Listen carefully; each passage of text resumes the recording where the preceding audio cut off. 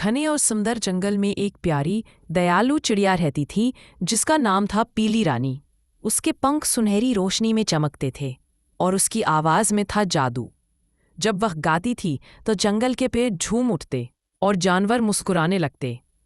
पीली रानी के गले में एक जादुई पन्ने का हार था जो उसे बुरी शक्तियों से बचाता था। जंगल के सभी जानवर उससे बहुत प्यार करते थे। लेकिन एक दिन जंगल में अचानक एक भयानक सूखा पड़ गया।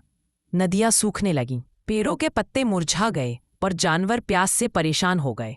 पीली रानी ने अपनी जादुई आवाज़ से बारिश बुलाने की कोशिश की, पर इस बार उसके गीत का असर नहीं हुआ। वह तुरंत मदद के लिए बुद्धिमान उल्लू के पास गई। उल्लू ने अपनी चमकती आंखों से कहा, रानी, ये सूखा किसी प्राकृतिक कारण से नहीं, बल्कि जंगल के पास छिपी एक दुष्ट छाया की वजह से है। उसने तुम्हारे जादुई हाल की शक्ति को कम कर दिया है। अगर तुम जंगल को बचाना चाहती हो तो तुम्हें पहाड़ की सबसे ऊंची चोटी पर स्थित शांत गुफा तक पहुंचना होगा।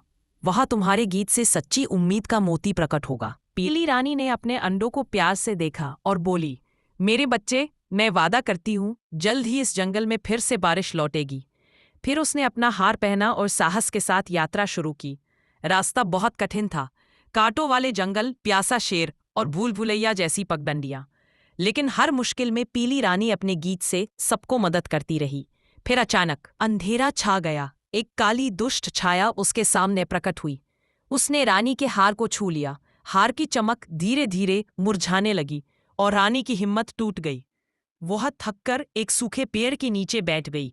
उसकी आंखों में आंसू थे। घने जंगल के बीच एक बड़ा पेड़ था। उसी पेड़ के नीचे बैठी थी पीली रानी, वह सुनहरी चिड़िया जिसकी आवाज में जादू था।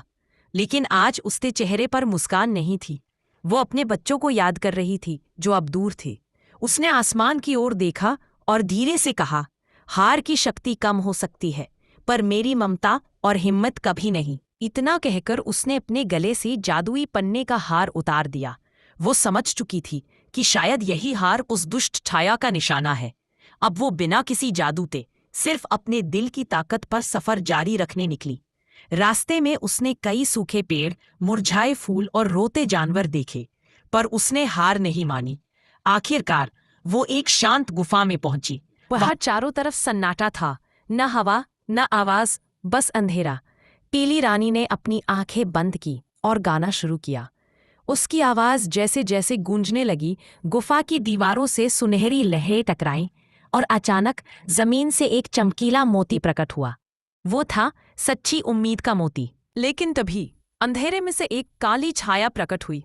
उसकी लाल आंखें आग की तरह चमक रही थीं। वो मोती छीनने की कोशिश करती है, मगर पीली रानी डरती नहीं। वो मोती को अपनी चोंच में पकड़कर बहादुरी से उड़ जाती है। वो वापस उसी पेड़ के पास पहुंचती है जहां उसका पुराना हार रखा था।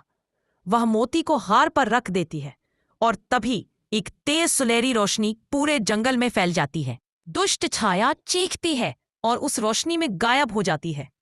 रोशनी के साथ ही बारिश शुरू होती है। सूखे पेड़ हरे हो जाते हैं, फूल खिल उठते हैं और नदियां फिर से बहने लगती हैं। पूरा जंगल जीवंत हो उठता है।